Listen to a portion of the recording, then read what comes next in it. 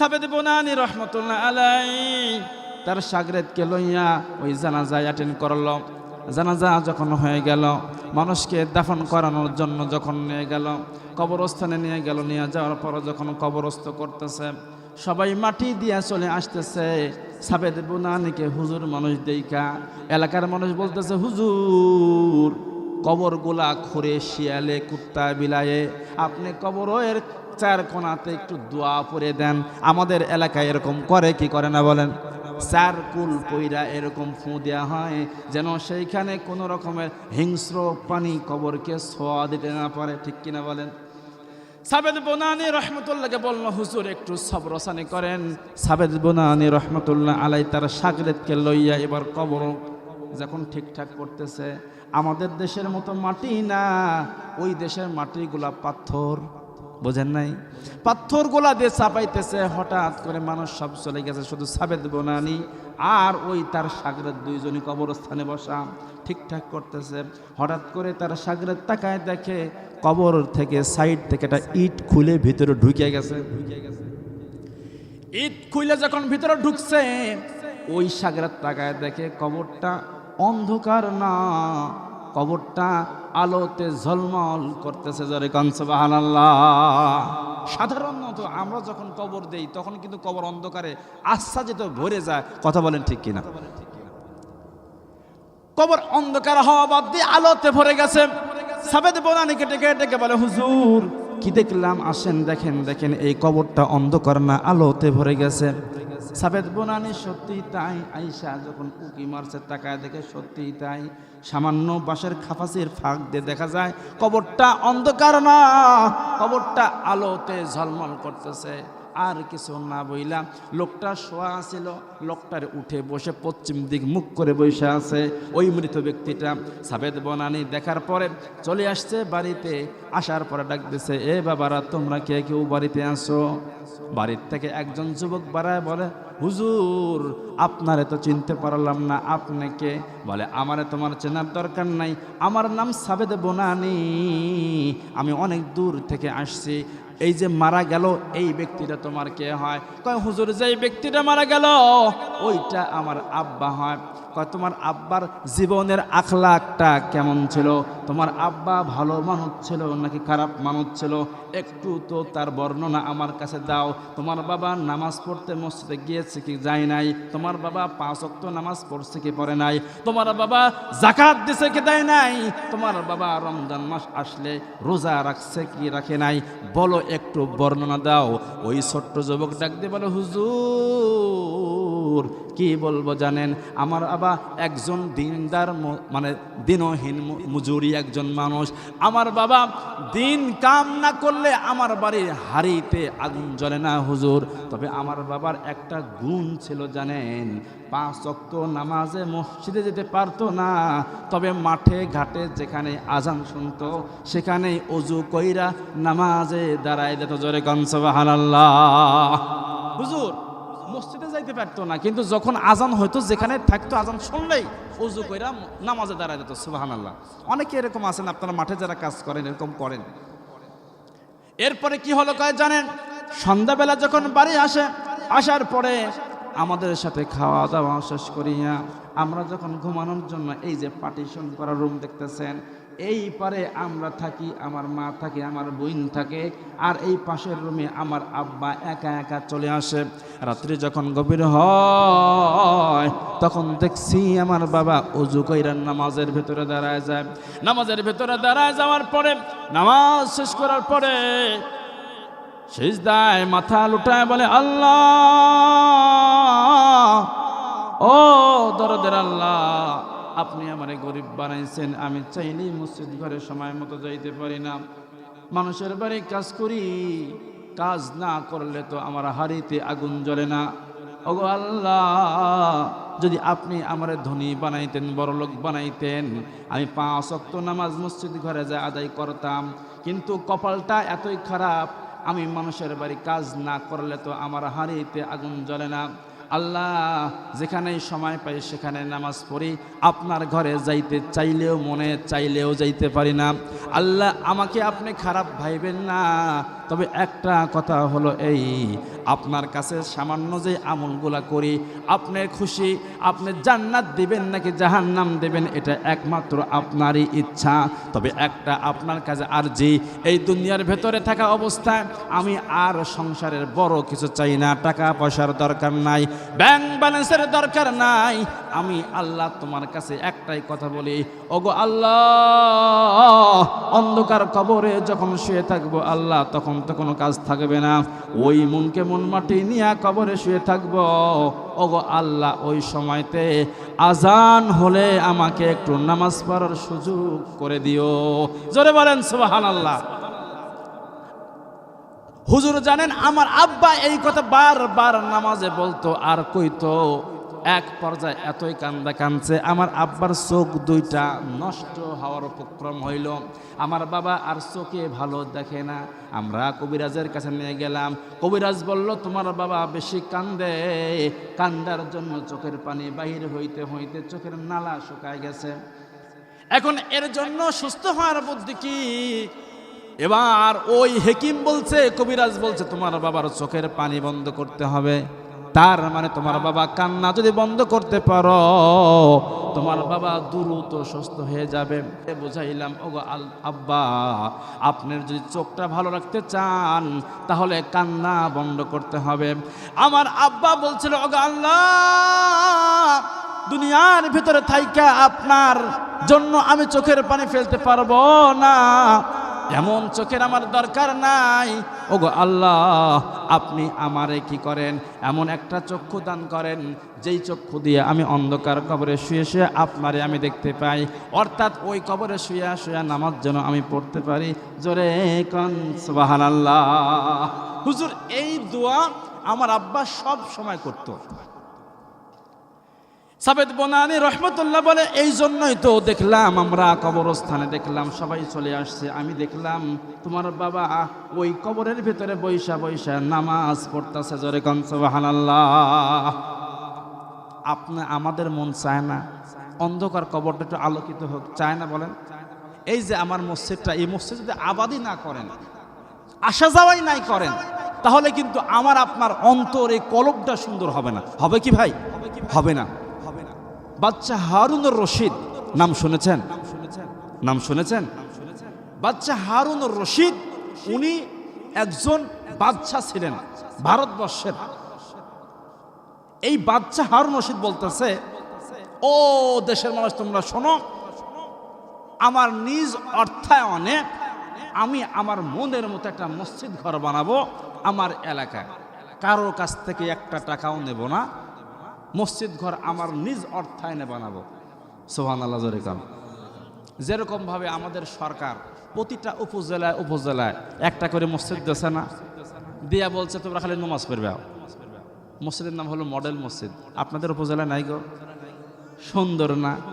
আচ্ছা ওই মসজিদ যখন তৈরি হয় কাউকে কি বলছে এক ব্যাগ সিমেন্ট দেন, কাউকে বলছে যে একটা টাইলস দাও, কাউকে কি বলছে একটা ট্যাপ কিনে দাও, বলছে একটা ফ্যান দেন, বলছে কোথায় সব কিছু আমি দেবো তোমরা খালি নামাজ পড়বে। কইছে না কথাটা? মানুষ সেই খুশি খুশিতে গত যেদিন উদ্বোধন হয় সেদিন আমরা সবাই গেছিলাম দেখার জন্য, এখনো অনেক মানুষ যাচ্ছে না। তো বাচ্চা হারুনুর রশিদ উনি বলছে আমার নিজ অর্থায়নে একটা মসজিদ ঘর বানাবো, ওই ঘরে তোমরা খালি নামাজ পড়বেও, টাকা দেওয়া লাগবে না। বুঝেন নাই? আচ্ছা বাঙালি যদি মাং না দেওয়া যায়, ধরেন আলকাতরাই দেওয়া হলো, এখন পেট্রোলের যে বাজার, সোনার চেয়ে বেশি মনে হয় দাম, সোনাও কেউ সিরিয়াল ধরে নেয় না, কিনেও না, কেনে বলেন কি হলো একটু কমাই দাও। তো পেট্রোল মানুষ সিরিয়াল ধরে নিয়েছে, এত দাম বাড়ছে, সোনার চেয়ে বেশি দাম। সুবহানাল্লাহ জোরে কোন। তো বাচ্চা হারুন রশিদ বলতেছে যে বিনা পয়সায় আমি মসজিদ ঘর বানাই দেবো তোমাদের, তোমরা খালি নামাজ পড়বা। তো এক পর্যায়ে রাজার হুকুম তাজা, বাচ্চা হারুন রশিদ মসজিদ ঘর বানাইছে। সুবহানাল্লাহ। এদিকে খেয়াল করেন, শেষ করে দেব ভাই, খেয়াল করেন। বাচ্চা হারুন রশিদ বলল, ও দেশের মানুষ তোমাদের একটা টাকাও লাগবে না, সব টাকা আমি দেব। বাচ্চা হারুন রশিদ বলছে কারো টাকা লাগবে না, সব টাকা আমার। এবার মসজিদ ঘর হয়ে গেল, উদ্বোধন হয়ে গেল। হঠাৎ করে স্বপ্নের জগৎ দেখে, কে যেন বলে, বাচ্চা হারুন রশিদ অনেক টাকা দিয়ে মসজিদ ঘর বানাইছো। আল্লাহর নবী বলেন, মাম বানা লিল্লাহি মাসজিদাম বানাল্লাহু লাহু বাইতান ফিল জান্নাহ। নবীজি বলেন, কোন বান্দা কোন বান্দি যদি মসজিদ ঘর বানানোর জন্য সামান্য কিছু সহযোগিতা করে, সেইটা পাখির একটা বাসার মতো হতে পারে, একটা ইট হতে পারে, এক ডেসিমাল জায়গা হতে পারে, সামান্য একটু জায়গা হতে পারে, সামান্য এক বস্তা সিমেন্ট হইতে পারে, সামান্য 1 মণ রড হইতে পারে। এরকম যদি কোনো বান্দা কোনো বান্দি দান করে, আল্লাহ পাক বলেন তার জন্য বেহেশতের ভেতরে আল্লাহ পাক একটা বালা বানায় দিবে, একটা বালাখানা ঘর বানায় দিবে। তো বাদশাহ হারুনুর রশিদ ওই লোভে পইরা উনি মসজিদ ঘর বানাইছে। স্বপ্নে বলতে, তুমি যে মসজিদ ঘর বানালাও, আসো আসো তোমার মসজিদ ঘর তুমি দেখো। জোরে কোন সুবহানাল্লাহ। মসজিদ ঘর বানানোর কথা শোনা যে আমাকে আল্লাহ একটা জান্নাত দেবে শুনিয়া বাচ্চা হারুনুর রশিদ চলছে, তার সাথে এবার চলে গেছে। যাওয়ার পরে ঢুকছে বেহেশতের ভেতরে। বেহেশতটা ঘুরা ঘুরা সুন্দর করে দেখতেছে। ওলি আল্লাহরা ওদের কেরামত সত্য, তারা যা দেখে তা ইলহাম সত্য। আগের জামানার বুজুর্গ ছিলেন, তারা অনেক সময় এই দুনিয়ার থেকে চোখটা বন্ধ কইরা সারা পৃথিবীর খোঁজ খবর নিত। তো এক পর্যায়ে এই হারুনুর রশিদকে নিয়ে গেল জান্নাত দেখানোর জন্য। জান্নাত যখন দেখাচ্ছে, জান্নাত দেখার পরে তার বিল্ডিং দেখানোর পরে যখন আসতেছে, ফিরে আসতেছে, তাকায় দেখে গেটের সামনাসামনি সেম সেম একটা জান্নাত। জোরে বলেন সুবহানাল্লাহ। একই রকম আমার জান্নাতটা যেমন, তার জান্নাতটা ওই রকম। যখন দেখছে, দৌড় দিয়ে চলে যাচ্ছে ওই জান্নাতটা দেখবার লাগিয়া। কিরে, একই মডেলের একটা ঘর আমাকে দিচ্ছে আমার আল্লাহ, ওইখানে একটা দেখা যায়। দৌড়ে গেছে, যাওয়ার পরে তাকায় দেখে ওই বিল্ডিংটা সেম সেম হলেও ওই বিল্ডিংয়ের গেটের উপরে আহমাদ নামে এক ব্যক্তির নাম লেখা। জোরে বলেন সুবহানাল্লাহ। ফেরেশতাদের ডাক দিয়ে বলে, ও দারোয়ান, দরজা খোলো। কয়, তুমি কে? তোমারে তো চিনলাম না। ভাই, আমার নাম বাচ্চা হারুনুর রশিদ। আমি যে সেম বেহেশত ভেতরে একটা বিল্ডিং দেখলাম, ওই বিল্ডিং এর মালিক আমি। ফেরেশতা বলে, ভাগো ভাগো ভাগো, এইটা তোমার বেহেশত না। কয়, এইটা কার বিল্ডিং বলো? কয়, তোমার বিল্ডিং। তোমার মসজিদ ঘর বানাইতে গিয়া যেই রাজমিস্ত্রি ছিল, ওই রাজমিস্ত্রি হেড মিস্ত্রির সাথে একজন যোগালিও ছিল। ওই যোগালির জান্নাত। যোগালির নাম কি? যোগালির নাম হলো আহমদ। জোরে বলেন কি? আহমদ নাম। ওই আহমদের এই বেহেশত। বাচ্চা হারুনুর রশিদ তাকায় দেখে, আমারটার চেয়েও এই যোগালির জান্নাতের বিল্ডিংটা অনেক সুন্দর। সুবহানাল্লাহ বলেন। বাচ্চা হারুনুর রশিদ ঘুম ভেঙে গেছে। সকালবেলা সমস্ত এই কাজের মানুষকে ডাকছে, আসো আসো আসো, আমার বাড়িতে একটু মেজবানি করবা, খাওয়ার দাওয়াত। সবাইকে দাওয়াত দিয়ে বাড়িতে নিয়ে গেছে। খাওয়ানো শেষ, বলে, আচ্ছা তোমাদের ভেতর থেকে আহমদ নামে কেডা আসো, একটু আরো একটু খাড়া হও। তখন একজন আহমদ নামে একজন খাড়া হয়েছে। বাচ্চা হারুনুর রশিদ বলে, আহমদ আসো আসো আসো, তুমি আমার কাছে আসো। কয়, হুজুর, কে কোনো কি খারাপ কিছু করছি? কয়, না, খারাপ কিছু করেন নাই, তবে আসো, আমার কাছে আসো। তুমি কি এমন আমল করছো? আমি বেহেশতের ভেতরে গেছিলাম, যাওয়ার পরে দেখলাম আমার বেহেশতের মতো বেহেশত তোমাকে আল্লাহ দান করেছে। জোরে বলেন সুবহানাল্লাহ। আমার বেহেশতের মতো সেম বেহেশত তোমার দান করলো, কি জন্য? তুমি কি করছো বলো? তা হুজুর, তেমন কিছু করি নাই। কয়, না করছো, বলো কি করছো? কয়, হুজুর জানেন, আপনি যখন এলান করেছিলেন আমি আমার একলা অর্থায়নে মসজিদ ঘর বানাবো, কারো টাকা নেওয়া হবে না। আমি আহমদ হাদিসের ভিতরে শুনেছি, যদি কোনো বান্দা কোনো বান্দি যদি মসজিদ ঘর বানানোর জন্য কিছু হাদিয়া দেয়, কিছু টাকা দেয়, কিছু অর্থ দেয়, কিছু জায়গা দেয়, কিছু জমিন দেয়, আল্লাহ পাক এই জায়গা জমিন দেওয়ার জন্য কাল কিয়ামতের কঠিন মুসিবতের সময় আল্লাহ পাক বেহেশতের ভিতরে ওই বান্দার জন্য একটা হাউস বিল্ডিং, বাড়ি বানায় দিবে। জোরে কোন সুবহানাল্লাহ। আপনি তো ওই জন্য বানাইছেন। আর আমি দেখলাম যে আমি এখন কি করতাম, আমি তো একলা এত বড় বেহেশত বানাই মানে বাড়ি বানাতে বা মসজিদ বানাতে সম্ভব না। তো আমি চিন্তা করলাম একটু সহযোগিতা করেও যদি আমি এই বড় বেহেশতের মালিক হতে পারি। তাই জানেন, আমার বাবার পৈতৃক ভিটার মাটি খনন করতে গিয়া, আমি বাড়ি বানাবো, মাটি খুঁড়তে গিয়া মাটির তলে 3 টুকরা সাদা এই যে পাথর দিয়ে আপনি মোজাইক পাথর দিয়ে আপনি ঘরটা লেপছেন, ফ্লোরে পারছেন, এই পাথরের মতো সেম পাথর আমি আমার পৈতৃক ভিটার মাটির নিচে আমি খুঁড়তে গিয়ে পাইছিলাম। ওই 3 টুকরা পাথর বাড়িতে রাখছিলাম, কোনো কাজে আসে না, কোনো কাজে দেয় না, ফালায় রাখছিলাম। হুজুর যখন দেখলাম আপনার ফ্লোরের কাজ চলতেছে, তখন চিন্তা করলাম দেখি এই পাথরটা এই পাথরের সাথে মিশ খায় কিনা। আল্লাহু আকবার বলেন। আপনি মনে করতেছেন যে হুজুর আমাকে আল্লাহ এত দিচ্ছে, আমি না দিলে মসজিদ ঘর চলবে না। আসলে তা না, মসজিদ ঘর আল্লাহর, রক্ষণাবেক্ষণের দায়িত্ব আমার আল্লাহর। জোরে কোন সুবহানাল্লাহ। বাইরে আল্লাহ যে সম্পদ আপনাকে দিয়েছে তা নিয়ে কবরে আপনি যাইতে পারবেন না, এটা গ্যারান্টি। ঠিক না ঠিক? মানুষ যখন মারা যায়, নবীজি বলেন 3টা জিনিস মানুষের সাথে সাথে কবর পর্যন্ত যায়। কয়টা জিনিস? কথা বলেন। 3টা জিনিস মানুষের কবর পর্যন্ত যায়।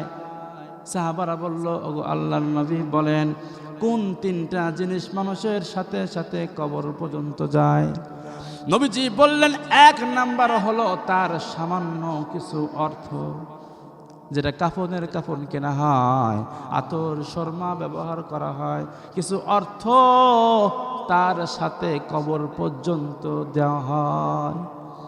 2 নাম্বার তার আত্মীয় স্বজন তাকে চির বিদায় দেওয়ার জন্য কবর পর্যন্ত যায়। ঠিক কিনা বলেন? তারা সবাই যার যার বাড়িতে ফিরে আসে, আর একটা সম্পদ সারা জীবন কাছে থাকে, সেইটা হলো নেক আমল। কথা কোন ঠিক কিনা? এই নেক আমল করার জন্য আপনি সন্তান, যেই সন্তান আপনার কবরের ভেতরে একা ফালায়া, লিল্লাহে তাকবীর, লিল্লাহে তাকবীর, লিল্লাহে তাকবীর। আমার এক বাজান 1 2 3 4 500 টাকা দান করছে, আল্লাহ বলেন মারহাবা। আমার চাচার দান আল্লাহ আপনি কবুল করে নেন, জানে মালে আল্লাহ বরকত দেন। মসজিদ ঘর বানানোর জন্য 500 টাকা দান করলো, আল্লাহ তার সোনার সংসারে 5000 টাকা তুমি অন্য সাইড থেকে বরকত দিয়া বৃদ্ধি করে দাও। জোরে বলেন আল্লাহু আকবার। দানকারীরও মাতা পিতা। আমার আরেক ভাই নগদ 200 টাকা দান করলো, আল্লাহ দান তুমি কবুল করে নাও, জানে বলে আল্লাহ বরকত দাও। জোরে বলেন আমিন। দানকারীরও মাতা পিতা আল্লাহ সুখে রাখেন কবরে, নূরের টুপি মাথায় দিয়া উঠাইয়েন রোজ হাসরে। দান করলে ধন কমে না, দান করলে সম্পদ কমে না, নেকির পাল্লা হয় ভারী, দান যে করে তার জন্য আল্লাহ জান্নাতে বানায় দেয় ঘর বাড়ি। আমার সোনার এক ভাই নাম মিরাজ ভাই, আমার যুবক ভাই নগদ 500 টাকা দান করছে, আল্লাহ আমার মিরাজ ভাইয়ের দান তুমি কবুল করে নাও, জানে মেলা বরকত দিয়ে দাও। ও এই এলাকার মা বোনরাও তো আছে, আমি মা বোনদের কাছে বলবো, মা আপনার বিষয়ে একটা ঘটনা বলতে চাচ্ছি। বিরক্ত হচ্ছেন? বিরক্ত হচ্ছেন ভাই? কত বাজে রাত? মেলা হয়ে গেছে, ঘুম ধরে গেছে নাকি? চলবে আর কিছুক্ষণ চলবে, মানুষ কম, আপনি কেন বিরক্ত হচ্ছেন? আমি তো বিরক্ত হব, তাই না? খারাপ লাগতেছে? লিল্লাহে তাকবীর। আমার বাসের ভাই বলেন জিন্দাবাদ জিন্দাবাদ। 1 মন পেঁয়াজ, যারা বলেন মারহাবা। আর নগদ 100 টাকা দান করছে, আল্লাহ দান তুমি কবুল করে নাও, জানে মালে বরকত দাও। মিরাজ ভাই যেই কারণে দান করছে কেউ না জানলে আল্লাহ তুমি জানো। আল্লাহ এখানে যারা বসে আছে অনেকের, আচ্ছা এই এলাকায় ধান নাই? ধান হয়, ধান হয়।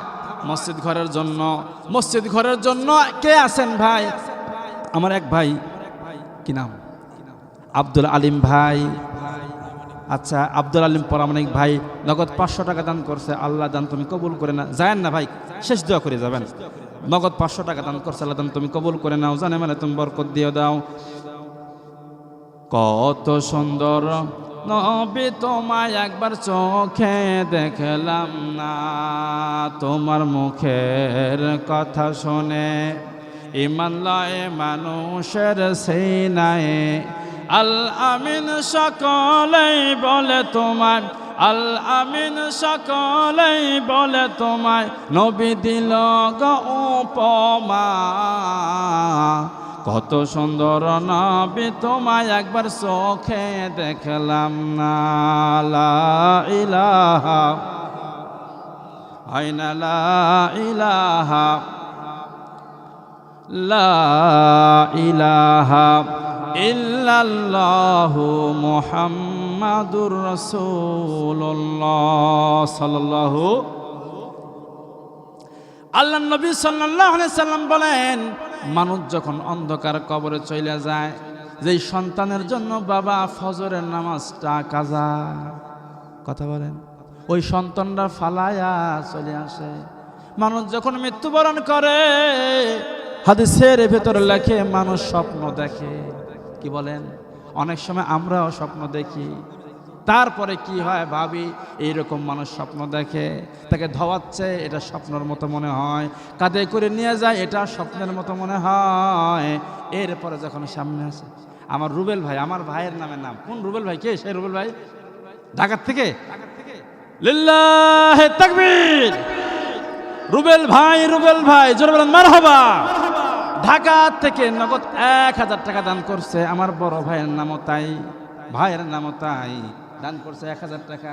জি, মা বোনরা অনেক টাকা দান করছে, মেলা টাকা দান করছে। আল্লাহ আমার মা বোনরা 50 টাকা, 20 টাকা, 10 টাকা, অনেকেই এইখানে দান করছে। লাউ বেচা, কদু বেচা, ভুট্টা বেচা, অনেক কিছু দিয়া, ছাগল, ভেড়া, বকরি সহ হাঁস মুরগির ডিম বেচা টাকা দিয়েছে আমার মা বোনরা। আমি দোয়া করি আমার মা বোনরা যারা এখানে বসে আছেন, আমার মা বোনদের কাছে একজনের কাছে আমার দাবি থাকবে, এই মসজিদ ঘর, ও মা শোনেন, বড় আমরা এখানে যারা বসে আছি, মাদের দান সব চাইতেও বেশি ছিল। বাচ্চা হারুনুর রশিদের স্ত্রীর নাম ছিল জুবাইদা। বলেন কি নাম? কথা বলেন কি নাম? জুবাইদা। যারা সৌদি আরবে মক্কা মদিনায় যারা হজ করতে গেছেন, তারা দেখছেন নাহারে জুবাইদা নামে একটা নালি কাটা আছে। বাচ্চা হারুন রশিদের সাথে তার স্ত্রী জুবাইদা গিয়েছিল হজ করবার লাগিয়া। যাওয়ার পরে মক্কা থেকে মদিনায় যখন আসতেছে, মরুভূমির ভেতরে উটের পিঠে আসতে আসতে পিসা লেগে গেছে, পানির পিপাসা লাগছে। কয়, ও স্বামী পানি খাওয়ান। কয়, পানি কই পাবো? আমার এক ভাই আরো টাকা 50 টাকা দান করছে। আল্লাহ দান তুমি কবুল করে নাও, জোরে বলেন আমিন। না হারে জুবাইদা, জুবাইদা বলে, পানির স্বামী আমার একটু পানি পান করান। এবার হারুনুর রশিদ বলে, জুবাইদা, এই মরুভূমির ভেতরে পানি পাবো কোন জায়গায়? তোমার পানি পান কেমনে করাবো? জুবাইদা বলে, পানির স্বামী পানি না পান করাইলে আমি একটা ধাপ দিতে পারবো না, পানির ব্যবস্থা করেন। অনেক কষ্ট কইরা মক্কা থেকে মদিনায় আসলেন। ওই নাহারে জুবাইদা বলল, পানির স্বামী আমার যেমন কষ্ট হচ্ছে পানির জন্য, এরকম আমার অনেক বোনদেরও কষ্ট হচ্ছে। এই জন্য নাহারে জুবাইদা মক্কা থেকে মদিনা পর্যন্ত এই জুবাইদা একটা নালি করছিল, খাল খনন করছিল। আমার এক ভাই আরো দান করলো গোপনে। আল্লাহ দান তুমি কবুল করে নাও, জানে মানে তুমি বরকত দাও। ভাই, এই মসজিদ ঘরটা একেবারে দুর্বল, ঠিক না? ঠিক বলেন। ডানে বামে কোনো জায়গা নাই, টয়লেটের জায়গা নাই, বাথরুমের জায়গা নাই। এবার একটা আপনি হুজুর যে রাখবেন, সেখানেও সেই পরিবেশটা নাই। আমি সবাইকে বলবো, আপনার বাড়ি কত সুন্দর ফিটফাট করলেন, যেই বাড়িতে 60, 70, 80 বছর, তারপরে কিন্তু এইখান থেকে যাওয়াই লাগবে। কথা বলেন ঠিক কিনা? থাকতে পারবেন না। ওই জুবাইদা বলতেছেন, বাড়িতে যখন আসে বাচ্চা হারুন রশিদের স্ত্রী জুবাইদা বাড়ির থেকে একদিন বলে, স্বামী আমার ভাল লাগতেছেন, একটু আমার ঘোরায় নিয়ে আসেন। জুবাইদারে নিয়া তার স্বামী বাচ্চা হারুন রশিদ উটের পিঠে কইরা চলে গেছে সাগরের কিনারায় বেড়াইতে। যাওয়ার পরে জুবাইদারে রাখাইয়া এবার হারুন রশিদ এক সাইডে বসে আছে, আর জুবাইদা ঘুরে ঘুরে এই সুন্দর অবলোকন, সুন্দর দৃশ্যগুলা দেখতেছে। এক পর্যায়ে তাকায় দেখে ওই পানির কিনারায় এক পাগলা, এক পাগল, নাম তার বাহলুল। এই বাহলুল পাগল মাটির মসজিদ বানায়া বানায়া সার কইরা রাখছে। জুবাইদা ডেকে ডেকে বলে, এ বাহলুল, এই মাটির ঘর মাটির মসজিদ বানায় কি করো? কয় জুবাইদা এই মাটির ঘর আমি বিক্রি করব, নিবানি? কয় তুমি এক পাগল, আমি কি তোমার সাথে পাগল হমুনি? মাটির ঘর নিয়ে যায় কি করব? আমি তো ছোট মানুষ না যে খেলাধুলা করব, খেলাম খেলবো, এইটা তো সেই সময় না। বাচ্চা হারুন রশিদের স্ত্রীকে বাহলুল ডেকে ডেকে বলে, জুবাইদা এই মাটির ঘর তুমি যদি কিনে রাখো তোমার লাভ হবে। কয় কি লাভ? কয় তুমি যদি এই মাটির ঘর কিনো, আল্লাহ তোমারে সোনার ঘর বেহেশতের ভিতরে দান করবে। জোরে কোন সুবহানাল্লাহ। কচ্ছে জুবাইদা তুমি যদি সত্যি এই মাটির ঘর কিনো, আল্লাহ তাআলা তোমাকে একটা বেহেশতের ভিতরে সোনার ঘর দান করবে। জোরে কোন সুবহানাল্লাহ। জুবাইদা ডেকে ডেকে বলে, ও বাহলুল বলো তাহলে তোমার এই মাটির ঘরের দাম কত? বেশি না, মাত্র 4 আনা। কত বলেন? মাত্র 4 আনা দাম। কয় সত্যি কি তাই? হ্যাঁ। নিলাম, দাও। 4 আনা দিয়ে মাটির একটা ঘর নিচ্ছে। সঙ্গে সঙ্গে বাচ্চা হারুন রশিদ এসে দেখছে, কি জুবাইদা টাকার কি কোনো দাম নাই? তুমি কি করলা? এই 4 আনা পয়সা দিয়া একটা মাটির ঘর কিনলা, কি করবা এটা দিয়া? কয় বাহলুল বলছে এই ঘর কিনা ঘরে রাখলেও বুঝি লাভ আছে। কয় কি লাভ? কয় আল্লাহ নাকি জান্নাতের ভেতরে বড় একটা বিল্ডিং দেবে। জোরে কোন সুবহানাল্লাহ। হারুন রশিদ খেপে গেছে, টাকার দাম নাই, মেয়েদের একটা স্বভাব খালি অযথা টাকা নষ্ট করা। গালায় গালায় বাড়িতে নিয়ে আসছে। রাত্রিবেলা জুবাইদা এবার শোকেজের উপরে ওই মাটির ঘরটা সাজায় রাখছে। জোরে বলেন সুবহানাল্লাহ। সাজায় রাখছে। রাত্রিবেলা যখন ঘুম ধরে গেছে, দুজনে ঘুমে আচ্ছাদিত হয়ে গেছে। হঠাৎ করে দেখে কে যেন বাচ্চা হারুন রশিদকে বলে, হারুন আসো আসো আসো, জিন্দেগিতে যত ভালো ভালো ভালো কাজ তুমি করছিলা তার প্রতিদান স্বরূপ তুমি বেহেশতের ভেতরে ঘুইরা ঘোরা তোমার জায়গাগুলো দেখো। জোরে বলেন সুবহানাল্লাহ। হারুন রশিদ এবার বেহেশতের ভিতরে ঘুরতেছে। ঘুরতে ঘুরতে তাকায় দেখে সুন্দর একটা বিল্ডিং দেখা যায়। এত সুন্দর বিল্ডিং তার চোখে কোনোদিন পড়ে নাই। দৌড়ে গেল, এই বিল্ডিংটা কার? ফেরেশতা ডেকে ডেকে বলে, এইটা আপনার না, এইটা হলো নাহারে জুবাইদা। বাচ্চা হারুন ওর স্ত্রী হলো জুবাইদা। ওই হারুন ওর রশিদের স্ত্রী জুবাইদার এই বিল্ডিংটা। হারুন রশিদ ডাক দিয়ে বলে, কেমনে হলো? কয় বলতে পারবো না, সে ছাড়া কেউ জানে না। চট করে ঘুম ভাঙছে। সকাল যখন হলো, নাহারে জুবাইদাকে না বলে বলছে, চলো আজকেও তোমারে বেড়াইতে নিয়ে যাব। জুবাইদা বলে, পানের স্বামী বুঝায় বুঝায় আপনি বাড়ির থেকে সরেন না, কিন্তু আজকে কেন আপনি আমারে নিয়ে যাবেন? বুঝি মতলব বুঝি না কি? হারুন রশিদ বলে, বোঝার দরকার নাই, সময় পাইছি, চলো তোমার ঘুরবেন নিয়ে যাব। হারুন রশিদ চালাকি কইরা টাকা বেশি করে পকেটে নিছে, যে যেই কয়টা ঘর আছে মুঠ কিনে নেব, আর নাহারে জুবাইদার সাহেব বড় বিল্ডিং এর মালিক হব। জোরে বলেন আল্লাহু আকবার। মনের প্ল্যান। আল্লাহু আলিমুম বিযাতিস সুদূর। আপনারা যারা প্রোগ্রাম করছেন, জানি না আপনার অন্তরের খবর কি জন্য করছেন। আমার আল্লাহ বন্ধু সব চাইতেও কিন্তু ভালো জানে। কথা বলেন ঠিক কিনা?